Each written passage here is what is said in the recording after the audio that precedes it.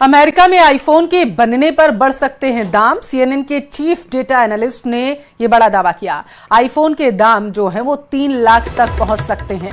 ये बड़ी जानकारी निकलकर सामने आ पाई है। दरअसल अमेरिका में आईफोन के बनने पर ये रिसर्च की गई है और जो सामने आया डेटा है वो हैरान करने वाला है।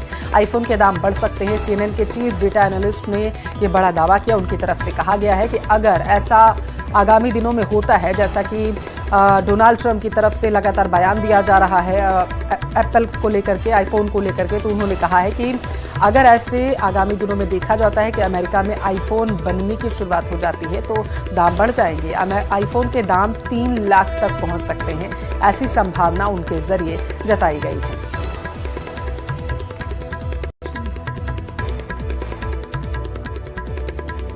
तो सीएनएन के चीफ डेटा एनालिस्ट ने ये बड़ा दावा किया है। उनकी तरफ से ये बड़ा बयान दिया गया। उन्होंने कहा है कि अगर संभावनाएं ऐसी बनती हैं, जैसा लगातार डोनाल्ड ट्रंप की तरफ से बयान दिया जा रहा है कि आईफोन को लेकर के बयान दिया गया है कि उसकी जो निर्माण प्रक्रिया है उसको भारत में किसी भी तरीके से आगे ना बढ़ाया जाए, और आईफोन को लेकर के जिस तरीके से डोनाल्ड ट्रंप लगातार मुखर होकर के बयान दे रहे हैं, तो आशंका दरअसल जताई गई है। लगातार इस पर रिसर्च की जा रही है और इस सब के बीच सीएनएन के चीफ डेटा एनालिस्ट ने जो दावा किया है वो भी चौंकाने वाला है।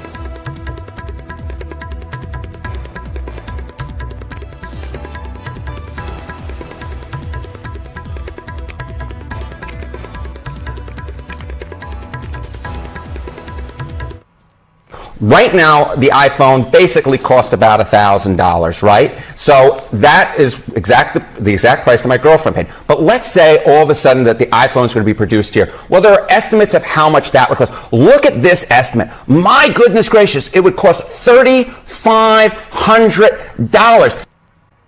क्रिकेट प्रेमियों के लिए इस वक्त की बड़ी खबर है। इंग्लैंड दौरे के लिए टेस्ट टीम ने बड़ा ऐलान किया है। शुभमन गिल टेस्ट टीम के नए कप्तान होंगे, ये जानकारी निकलकर सामने आ पाई है। उधर ऋषभ पंत टेस्ट टीम के उप कप्तान बताए जा रहे हैं। टेस्ट टीम में करुण नायर की वापसी भी हुई है। ये बड़ा फेरबदल जो है देखने को मिला है। बड़ी खबर आपकी टेलीविजन स्क्रीन पर। Keep up to the standards that he's set himself over the years and how good he's been. And maybe it was time for him. It's come from him. You've got to respect that. I mean, they've earned that respect, both of them, and and as all great players are, the one thing they are is they're true to themselves, and he was in that conversation. So you've got to respect that. I think we'll obviously miss. I mean, when you've got a guy who's played 123 Test matches, 30 Test hundreds, it's going to be tough to fill. It's an opportunity for someone else, but he's shown what needs to be done to succeed at this level. Needless to say, even Rohit, he's been a leader over the last couple of years since he started leading the test matches.